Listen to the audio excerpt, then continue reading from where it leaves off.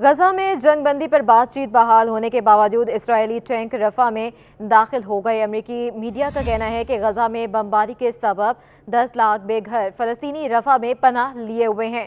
اسرائیل نے ایسے موقع پر رفح میں ٹینک داخل کیے ہیں جب فلسطینی مزاحمتی تنظیم حماس نے غزہ جنگ بندی مذاکرات کے ثالث ممالک مصر اور قطر کی پیش کردہ جنگ بندی تجاویز قبول کرنے کا اعلان کیا ہے۔ اس سے قبل اسرائیلی فوج نے مصر اور غزہ کو ملانے والی رفح کراسنگ پر قبضہ کر لیا۔ یہ قبضہ غزہ کی طرف سے رفح کی راہداری کے حصے پر کیا گیا۔ رفح سمیت غزہ کے دیگر علاقوں پر اسرائیلی فوج کے زمینی اور فضائی حملوں میں درجنوں فلسطینی شہید اور سینکڑوں زخمی ہو گئے۔ رفح کراسنگ پر قبضے کے بعد غزہ میں جنگ بندی کا معاہدہ غیر یقینی کا شکار ہو گیا۔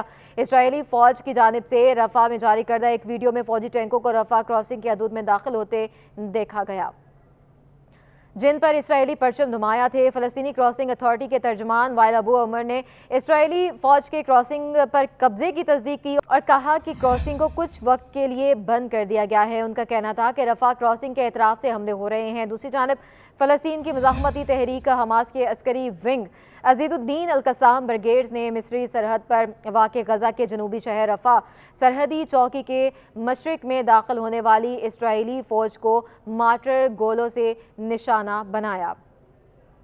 القسام بریگیڈ نے اسرائیلی فوج کی جانب سے رفح شہر پر زمینی حملے کے بعد ایک تحریری بیان میں جاری کیا ہے اور اعلان کیا کہ اس نے غزہ کی مصر سے ملحقہ سرحدی چوکی کے فلسطینی حصے پر قبضہ کیا ہے۔ ادھر اقوام متحدہ کے سیکریٹری جنرل انتونیو گوتریس نے کہا ہے کہ وہ رفح میں اسرائیل کے حملے شروع ہونے سے بہت پریشان ہیں۔ انتونیو گوتریس کا کہنا ہے کہ رفح میں بڑے پیمانے پر فوجی آپریشن انسانی تباہی کا سبب بنے گا۔ اسرائیل پر اثر رکھنے والے ممالک سے اپیل ہے کہ وہ اسرائیل کو مزید تباہی کرنے سے روکیں۔ اقوام متحدہ کے سیکریٹری جنرل نے کہا کہ رفح اور کرم ابو سالم کی کراسنگ بند کرنے سے مخدوش انسانی صورتحال سے وہ مزید خراب ہوگی۔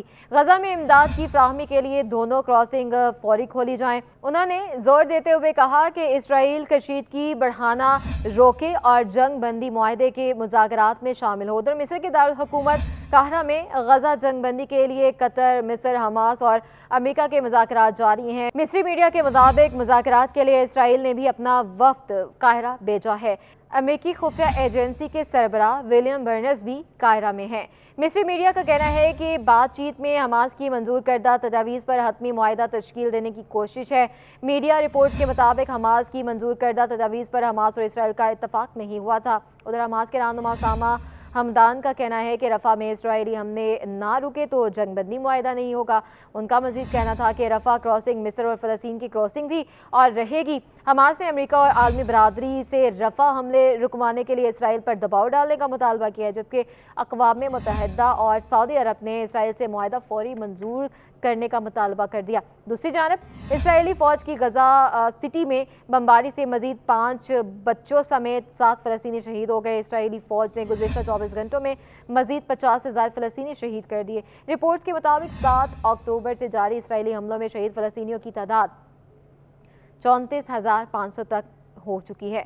ادھر بائیڈن انتظامیہ نے اسرائیل کو 2 اقسام کے بموں کی ترسیل روک دی ہے۔ اس حوالے سے واشنگٹن سے امریکی میڈیا نے دعویٰ کیا ہے کہ امریکہ نے اسرائیل کو 2 قسم کے بموں کی فراہمی روک دی ہے۔ امریکی حکام کا کہنا ہے کہ بموں کی ترسیل روک کر صدر جو بائیڈن کی انتظامیہ اسرائیل کو سیاسی پیغام دینا چاہتی ہے۔